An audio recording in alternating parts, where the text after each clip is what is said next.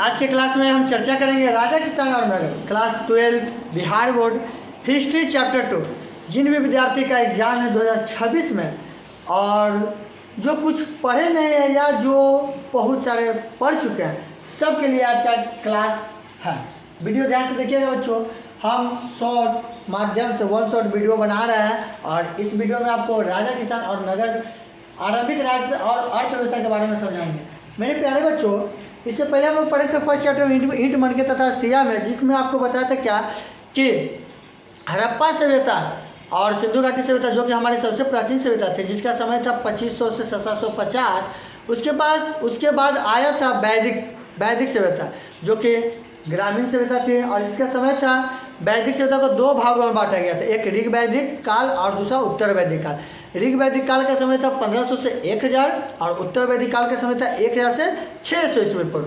बच्चों, तो वैदिक सभ्यता जिसमें वेदों का ज्ञान हुआ, आर्य लोग आया और समाज को 4 वर्गों में बांटा, वेदों का ज्ञान दिया। उसके बाद का जो समय आया वो राजा का समय आया, नगर का समय आया, किसान का समय आया, समझिए ना, महाजनपद का समय आया, 16 महाजनपद तक, समझ गए। तो चलिए इसमें हम लोग चर्चा करते हैं। स्मरणीय बिंदु को ध्यान से देखिएगा।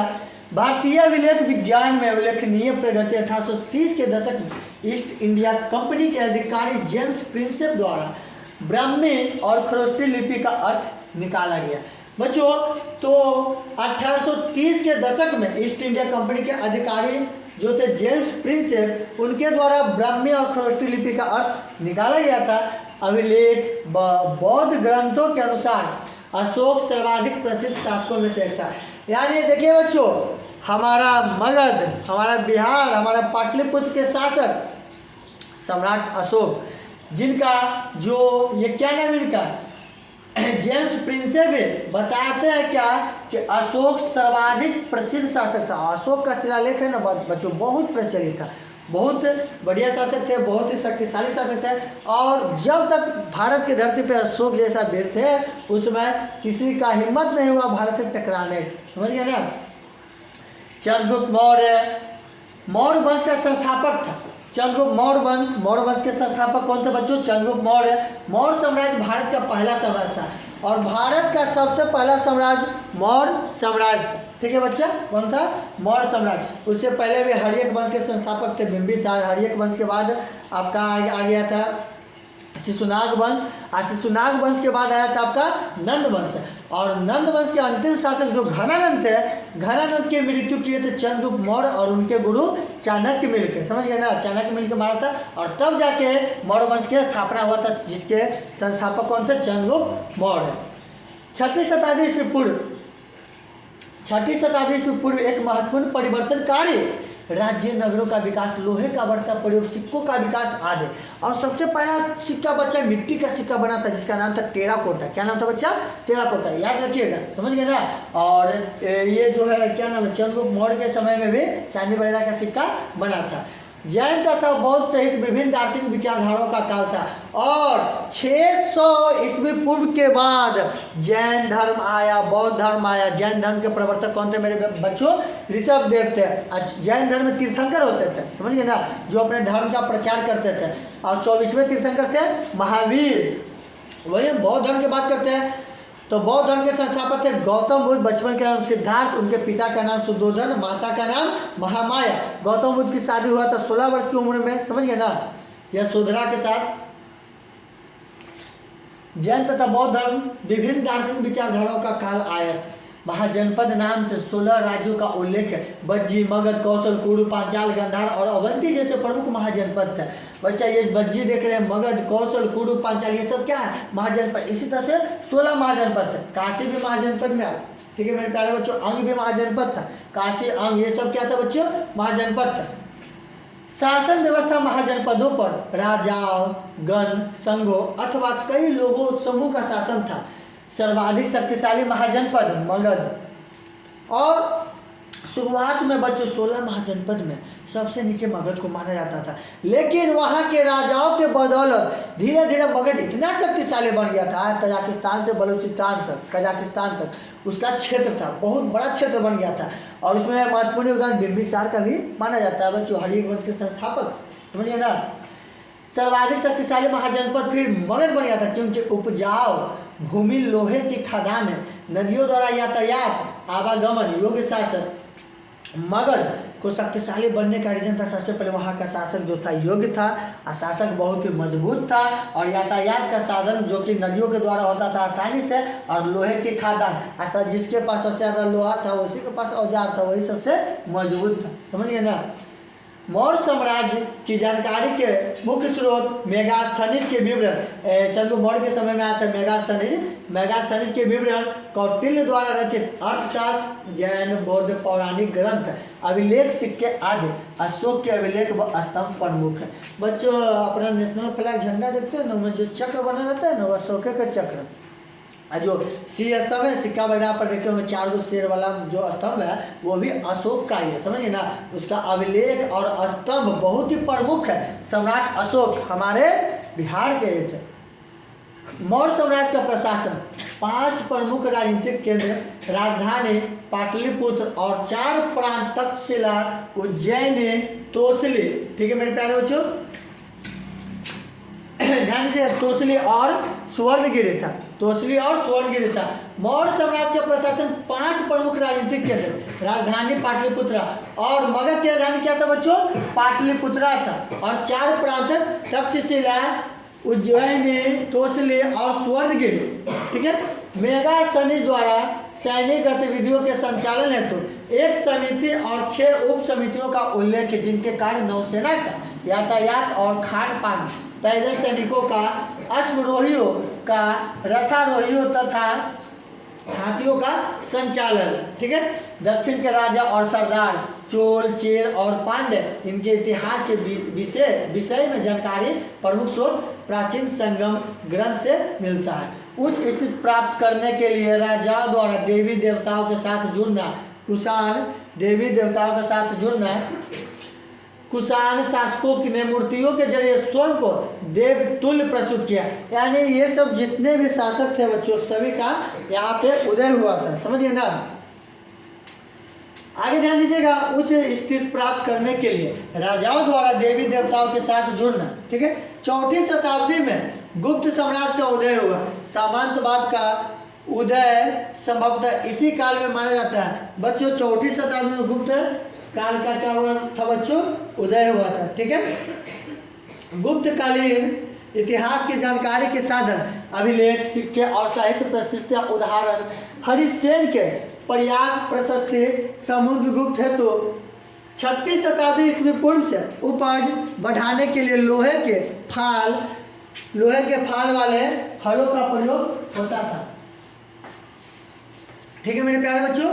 2वीं शताब्दी के कई नगरों से छोटे दानात्मक अभिलेखों से विभिन्न व्यवसायों की जानकारी जैसे धोबी, बुनकर, लिपिक, ये सब प्राप्त होते थे, ठीक है। बढ़ई, कुम्हार, स्वर्णकार, समझिए ना, सुनार, लौहकार, लोहार, धार्मिक गुरु, व्यापारी आदि का प्रचलन हुआ था। अगला पॉइंट देखिएगा ध्यान से, उत्पादकों और व्यापारियों के संघ श्रेणी का उल्लेख मिलता है। उत्पादकों और व्यापारियों के संघ श्रेणी का उल्लेख मिलता है। श्रेणियां संभवतः पहले कच्चे माल को खरीदते थे, फिर उनसे सामान तैयार कर बाजार में बेच देते थे। 6वीं शताब्दी ईस्वी पूर्व में उपमहाद्वीप में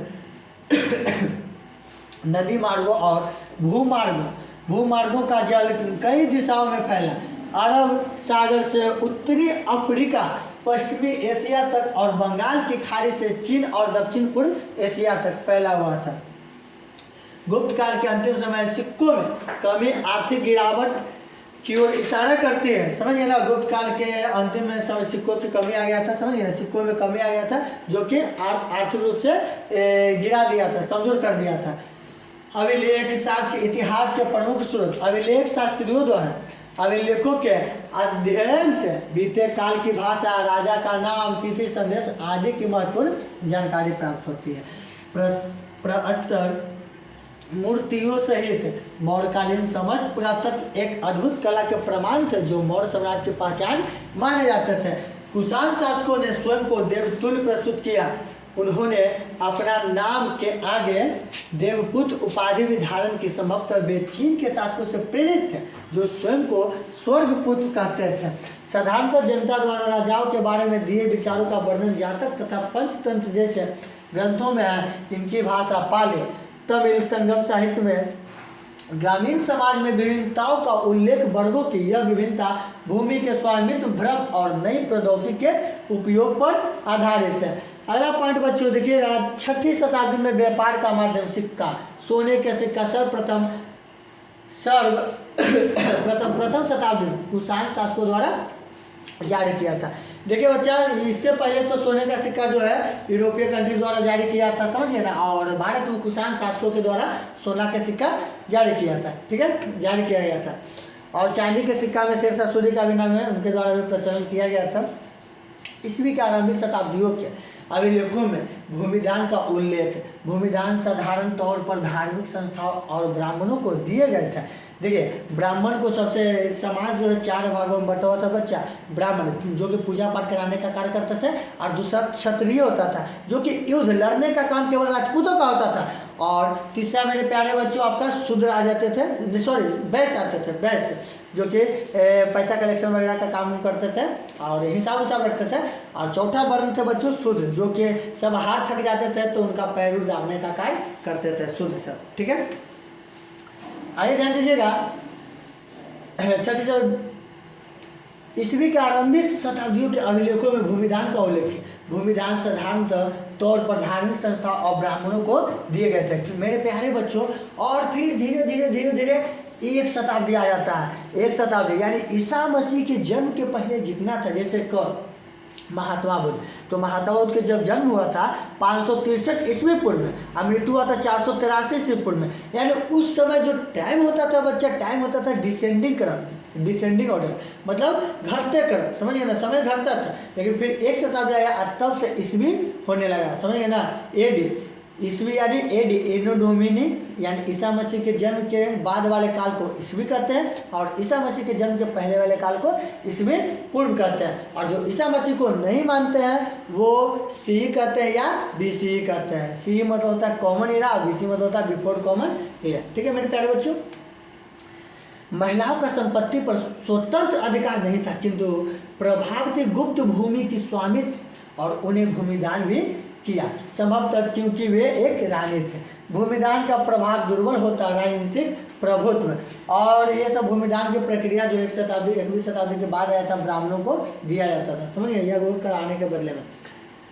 आगे देखिएगा, अभिलेखित साक्ष्यों की सीमाएं हल्के ढंग से उत्कीर्ण किए गए शब्दों का पढ़ पाना मुश्किल, समय के साथ इनका हल्का पड़ जाना तथा नष्ट हो जाना, वास्तविक अर्थ न निकल पाना लिखने वाले की प्राथमिकता है, लिखने वाले की प्राथमिकता है, ठीक है बच्चों।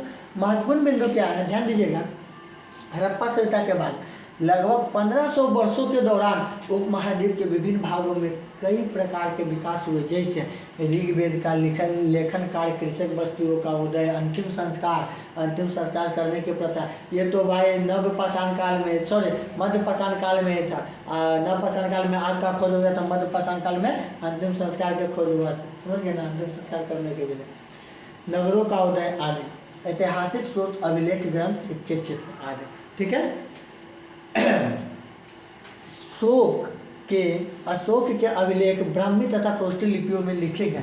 अशोक का जो अभिलेख था बच्चों, ब्राह्मी और खरोष्टी लिपि में लिखा गया। 6वीं शताब्दी ईस्वी पूर्व को एक महत्वपूर्ण परिवर्तन काल माना जाता है। इसको राज्य, नगरों, लोहे के प्रयोग और सिक्कों के विकास से जोड़ा गया है। इसी समय बौद्ध, जैन धर्म तथा अन्य दार्शनिक विचारधाराओं का विकास हुआ था। बौद्ध धर्म, जैन धर्म, इसके बारे में तो आप लोग 6 से 8 में ही पढ़े होंगे। बौद्ध जैन धर्म के ग्रंथ में 16 महाजनपदों का उल्लेख मिलता है। मुख्य है बज्जी, मगध, कौशल, कुरु, पांचाल, गांधार और अवंती, ठीक है। गांधार इसी का राजधानी है बच्चों तक्षशिला। गांधार का राजधानी कौन था? तक्षशिला, जहाँ पे सिकंदर आक्रमण करता है। मकदूनिया का जो सिकंदर था, यूनान का सिकंदर, वो आक्रमण करता है और यहाँ पर जीत भी जाता है। ठीक है मेरे प्यारे बच्चों, तो यही चैप्टर है। और ये सभी चैप्टरों में से ये जो अवंती है, अवंती के जो राजा है, राजा को बीमारी धर लेता है, समझ गए ना। तो मगध के जो राजा रहते हैं, क्या नाम उनका, बिंबिसार, उन्होंने अपना वैद्य को वहाँ पे भेजते हैं, और जीवक नाम था उनका वैद्य का, डॉक्टर था, और वो जाके अवंती के जो राजा रहता है उसको ठीक कर देता है। ये भी क्या है, मिल जाता है। शायद अवंती अभी वर्तमान मध्य प्रदेश के अंतर्गत आता है। मतलब जो मगध है ना बाबा, मगध है ना बच्चा, बहुत बड़ा साम्राज्य बन गया था। ठीक है मेरे प्यारे बच्चों, और एक चीज़ और, 16 महाजनपद में 8 महाजनपद अभी वर्तमान उत्तर प्रदेश में, समझिए ना, 8 महाजनपद, मध्य प्रदेश में 1 है और बिहार में 3। बिहार में कितने महाजनपद थे, 3। ये सब बात आप लोग याद रखिएगा। इसी के साथ ये चैप्टर भी होता है समाप्त। आप लोग जल्दी से पढ़ लीजिए क्योंकि एग्जाम में बहुत कड़े, बात समझ में आ रहा है ना। ठीक है मेरे प्यारे बच्चे।